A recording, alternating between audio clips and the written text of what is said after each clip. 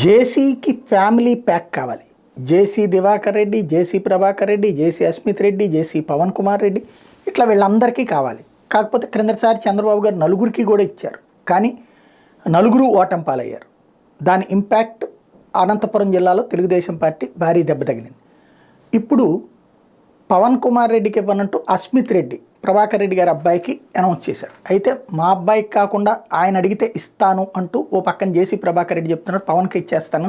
కాబట్టి పవన్ ఎంపీ అడుగుతున్నాడు, అనంతపురం పార్లమెంటు మేము అడుగుతున్నాం అని తేల్చి చెప్తున్నారు. గతంలో దివాకర్ రెడ్డి గెలిచాడు కాబట్టి అది ఓసీ సీట్, అంటే బీసీలకు ఇస్తామని చెప్తోంది తెలుగుదేశం పార్టీ. ఎందుకంటే ఆంధ్రప్రదేశ్లో జరిగినటువంటి అతిపెద్దదైనటువంటి సామాజిక సంస్కరణ జగన్మోహన్ రెడ్డి ఇప్పటిదాకా 16 ఎంపీ సీట్లు అనౌన్స్ చేస్తే అందులో 9 బీసీలకు ఇచ్చినటువంటి నేపథ్యంలో, అందులో ఎస్పెషల్లీ ఈ బీసీలకు ఎక్కువగా కేటాయిస్తున్నటువంటి నేపథ్యంలో తాను కూడా బీసీలు ఉన్న ఏరియాలోనన్నా ఇవ్వాలి, అందులో తమ పార్టీకి పట్టున్న చోట్ల ఇవ్వాలనుకుంటుంది.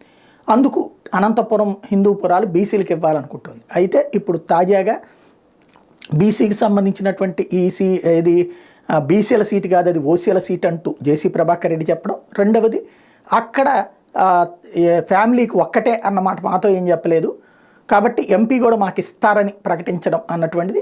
ఇప్పటికి వాళ్ళ ఇంటికైతే ఆ నలుగురిలో ఒకళ్ళకి అస్మిత్ రెడ్డి వరకు ఓకే చేశారు, తాడిపత్రి వరకు. ఇప్పుడు అనంతపురం కూడా కావాల్సిందేనని పట్టుబడుతున్నారు ప్రభాకర్ రెడ్డి.